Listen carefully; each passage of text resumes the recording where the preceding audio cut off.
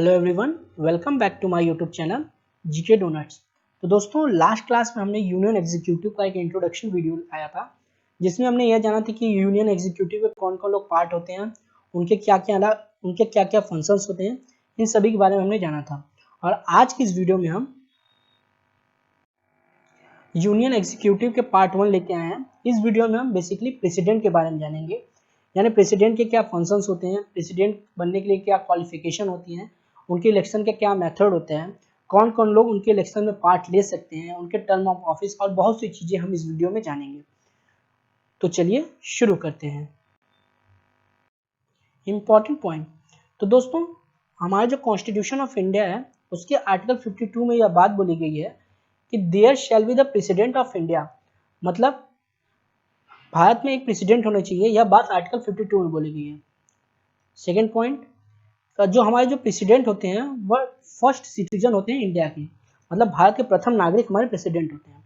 इसके अलावा हमारे जो प्रेसिडेंट होते हैं वो सुप्रीम कमांडर होते हैं डिफेंस फोर्सेस के, मतलब हमारे जो तीनों फोर्स हैं यानी इंडियन नेवी, इंडियन आर्मी और इंडियन एयरफोर्स, इसके जो सुप्रीम कमांडर हैं वो हमारे प्रेसिडेंट हैं।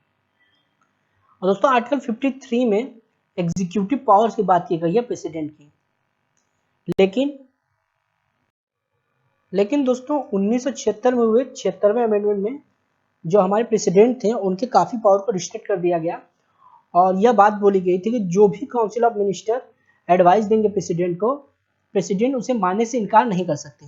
यानी काउंसिल ऑफ मिनिस्टर के द्वारा जो भी एडवाइस दिया जाएगा वो प्रेसिडेंट को मानना मैंडेटरी होता है।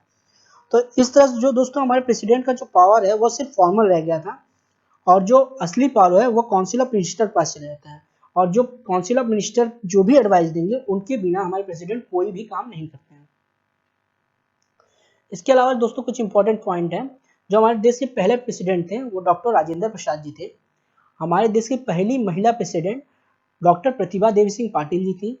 और हमारे जो करंट प्रेसिडेंट हैं वो श्री रामनाथ कोविंद जी हैं। Qualification to become a president of India.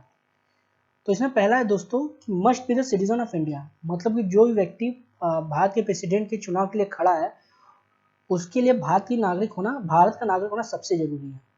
Second है कि वो अपनी 35 साल की उम्र को कंप्लीट कर चुका हो, मतलब कि उसकी उम्र 35 साल से ज़्यादा होनी चाहिए। थर्ड है कि जो लोकसभा के मेंबर होते हैं उनकी जो भी क्वालिफिकेशन होती है वह उनको फुलफिल कर रहा हो। फोर्थ है कि वो किसी भी ऑफिस ऑफ प्रॉफिट को होल्ड करके नहीं रखे हो। लेकिन दोस्तों यहाँ पे एक एक्सेप्शन होता है कि जो हमारे एक्टिंग प्रेसिडेंट हैं, यानी कि जो हमारे करंट प्रेसिडेंट हैं, जो हमारे वाइस प्रेसिडेंट होते हैं, जो हमारे यूनियन या स्टेट के मिनिस्टर्स होते हैं, जो हमारे गवर्नर होते हैं स्टेट के, इन सभी की पोस्ट ऑफिस ऑफ प्रॉफिट के अंदर नहीं आती है। हेंस इसलिए ये जो प्रेसिडेंट के इलेक्शन के लिए एलिजिबल होते हैं, मतलब प्रेसिडेंट के इलेक्शन के लिए खड़े होने के लिए ये एलिजिबल होते हैं। इसके अलावा दोस्तों जो भी व्यक्ति प्रेसिडेंट के इलेक्शन के लिए खड़ा होगा उसे 15,000 रुपए के अमाउंट आरबीआई में जमा कराना होता है। Election of the president. तो दोस्तों जो हमारे प्रेसिडेंट का इलेक्शन होता है इसमें भारत की जनता डायरेक्ट भाग नहीं लेती है, और जो हमारे प्रेसिडेंट का इलेक्शन होता है वह इनडायरेक्टली वे में होता है, इनडायरेक्टली होता है by electoral college. Electoral college दोस्तों आपको ये टर्म याद करना है।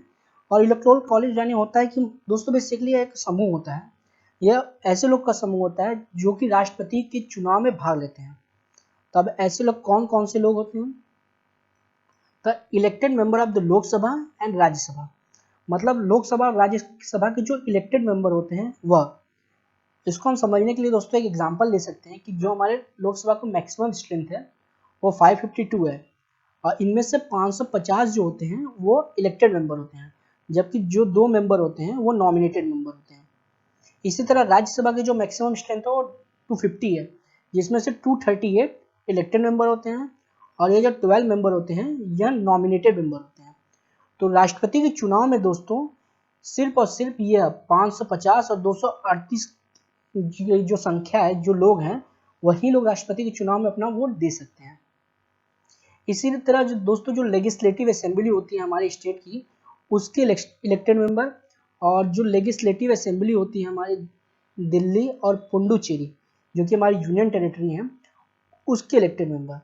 यानी यह जो भी मेंबर हैं, जो भी इलेक्टेड मेंबर हैं, लोकसभा, राज्यसभा, लेजिस्लेटिव असेंबली और legislative assembly of Delhi and Puducherry, यह लोग राष्ट्रपति के चुनाव में अपने वोट को कास्ट करते हैं। इनके अलावा कोई व्यक्ति जो कि नॉमिनेटेड है किसी भी पार्लियामेंट में, चाहे वो लोकसभा या राज्यसभा हो या फिर वो लेजिस्लेटिव काउंसिल का मेंबर है, ऐसे व्यक्ति प्रेसिडेंट के इलेक्शन में अपना वोट नहीं कास्ट कर सकते। इलेक्शन ऑफ द प्रेसिडेंट मतलब प्रेसिडेंट की जो इलेक्शन होता है उसका क्या मेथड होता है। यह दोस्तों मोस्ट इंपॉर्टेंट क्वेश्चन है। जो हमारे प्रेसिडेंट का इलेक्शन होता है उसका मेथड का नाम है proportional representation by the single transferable vote. ये एग्जाम पॉइंट ऑफ व्यू से यह कीवर्ड बहुत ही ज़्यादा इंपॉर्टेंट है। Proportional representation by the single transferable vote through secret ballot system. अगर एग्जाम में आपसे पूछा जाता है कि जो प्रेसिडेंट है उनके इलेक्शन क्या मेथड होता है, तो आपको तरह तरह के ऑप्शन दिए रहेंगे, उनमें से एक ऑप्शन ये भी होगा, proportional representation by the single transferable vote, और यही करेक्ट आंसर होगा। और ये मोस्ट इंपॉर्टेंट है दोस्तों, इसको स्टार बना के मार्क कर लीजिएगा। नेक्स्ट है दोस्तों, जो प्रेसिडेंट का चुनाव होता है उसमें वोटिंग जो वेटेज होता है सिंगल पर्सन का, या जो एमपी या फिर एमएलए जो वोटिंग वेटेज होता है वो अलग अलग होता है।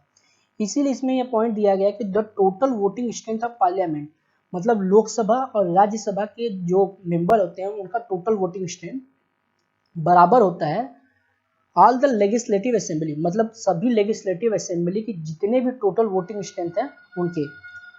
सपोज कीजिए एक एग्जांपल लेते हैं हम कि अगर लोकसभा और राज्यसभा का जो वोटिंग स्ट्रेंथ है, टोटल वोटिंग स्ट्रेंथ है वो 850 है, और जितने भी लेजिस्लेटिव असेंबली हमारे इंडिया में उसका टोटल वोटिंग स्ट्रेंथ 4000 है, तो यह आपस में बराबर होते हैं। और यह बराबर क्यों होते हैं, इसके पीछे क्या रीज़न है, इसके बारे में किसी भी एग्जाम में नहीं पूछा जाता है, इसलिए हम इसको यहाँ पे कवर नहीं करेंगे। और यह बहुत ही कॉम्प्लेक्स पॉइंट है समझने के लिए। इसके अलावा दोस्तों, अगर इंडिया प्रेसिडेंट के चुनाव में अगर कोई डाउट होता है, मतलब कि कोई डाउट हो जाता है या फिर कोई डिस्प्यूट हो जाता है, तो उसको सुलझाने का जो काम है वो सुप्रीम कोर्ट ऑफ इंडिया द्वारा किया जाता है। ये भी एक मोस्ट इंपॉर्टेंट पॉइंट है। अब प्रेसिडेंट्स के इलेक्शन से रिलेटेड कुछ इंपॉर्टेंट फैक्ट दिए गए हैं, जैसा कि पहला है the first unanimously elected president, मतलब ऐसे प्रेसिडेंट जिनके खिलाफ कोई व्यक्ति खड़ा ही नहीं हुआ था, तो ऐसे हमारे पहले प्रेसिडेंट थे नीलम संजीवा रेड्डी जी। सेकेंड है कि ऐसे प्रेसिडेंट जो कि जीत और हार का अंतर बहुत ही ज़्यादा था, हाईएस्ट मार्जिन, तो वो थे हमारे 10वें प्रेसिडेंट KR नारायणन जी। और थर्ड है the first president who one without any party support, मतलब ऐसे पहले प्रेसिडेंट जो कि जीते थे बिना किसी पार्टी के सपोर्ट के, तो वो थे हमारे VV गिरी जी। ये तीनों इंपॉर्टेंट है। टर्म्स ऑफ ऑफिस, तो दोस्तों जो हमारे प्रेसिडेंट हैं उनका जो ऑफिस का कार्यकाल होता है वो 5 साल का होता है, और वो अपना रेजिग्नेशन अपने कार्यकाल के समय कभी भी दे सकते हैं। वो अपना resignation vice president of India को देते हैं, जबकि वाइस प्रेसिडेंट ऑफ इंडिया अपना रेजिग्नेशन प्रेसिडेंट को देते हैं। नेक्स्ट पॉइंट है the president can hold the office until his successor arrive, मतलब कि जो प्रेसिडेंट हैं हमारे, अगर उनका कार्यकाल पूरा हो गया है तो वह तब तक अपने ऑफिस को वैकेट नहीं करते हैं जब तक कि न्यू प्रेसिडेंट का इलेक्शन पूरा नहीं हो जाता है। न्यू प्रेसिडेंट के आने के बाद वो अपने प्रेसिडेंट के पद से रिजाइन दे देते हैं। नेक्स्ट पॉइंट है in case if president dies, मतलब कि अगर किसी सिचुएशन में हमारे प्रेसिडेंट की मृत्यु हो जाती है या फिर वह अपना कार्यकाल पूरा होने से पहले ही रिजाइन दे देते हैं, तो ऐसी सिचुएशन में जो हमारे वाइस प्रेसिडेंट ऑफ इंडिया हैं वो president as a act of president, मतलब वो प्रेसिडेंट की तरह कार्य करते हैं। नेक्स्ट पॉइंट है इफ प्रेसिडेंट इज सिक, मतलब प्रेसिडेंट बीमार हो गए हैं या और unable to perform his duty, और किसी कारणवश वो अपनी ड्यूटी को परफॉर्म नहीं कर पा रहे हैं, तो जो हमारे वाइस प्रेसिडेंट ऑफ इंडिया हैं वही एक केवल और केवल वही जो हमारे प्रेसिडेंट की ड्यूटी है उसको परफॉर्म करेंगे, लेकिन वह एक्ट एज अ प्रेसिडेंट कार्य नहीं करते हैं। ये भी दोस्तों एक मोस्ट इंपॉर्टेंट पॉइंट है कि अगर कोई ऐसा सिचुएशन आता है जहाँ पे हमारे जो प्रेसिडेंट हैं और हमारे जो वाइस प्रेसिडेंट है दोनों ही अपनी ऑफिस को वेकेट कर देते हैं, मतलब दोनों ही रिजाइन दे दिए हों या फिर किसी की मृत्यु हो गई या कोई रिजाइन दे दिया, कुछ भी हो सकता है, तो ऐसी सिचुएशन में हमारे जो चीफ जस्टिस ऑफ इंडिया होंगे वो प्रेसिडेंट की तरह एक्ट करेंगे। अगर सपोज कीजिए कि हमारे प्रेसिडेंट, वाइस प्रेसिडेंट और चीफ जस्टिस ऑफ इंडिया तीनों ही अपने ऑफिस को वेकेंट कर देते हैं, तीनों ही एब्सेंट होते हैं, तो ऐसी सिचुएशन में जो हमारे सुप्रीम कोर्ट के सीनियर मोस्ट जज होंगे वह प्रेसिडेंट ऑफ इंडिया की तरह कार्यरत रहेंगे। इसके अलावा दोस्तों हमारे जो प्रेसिडेंट है उनको इम्पीचमेंट द्वारा भी हटाया जा सकता है। इम्पीचमेंट क्या होता है, महाभियोग के द्वारा भी हमारे प्रेसिडेंट को उनके कार्यकाल से पहले हटाया जा सकता है। हम इम्पीचमेंट क्या होता है इसको हम अपने नेक्स्ट वीडियो में जानेंगे, और नेक्स्ट वीडियो में ही हम इम्पीचमेंट और जो भी हमारे राष्ट्रपति के फंक्शंस है, राष्ट्रपति के पास जो पावर है, उन सभी को भी हम उस वीडियो में कवर करेंगे। तो उम्मीद करता हूँ दोस्तों आपको ये वीडियो पसंद आई होगी। Thank you.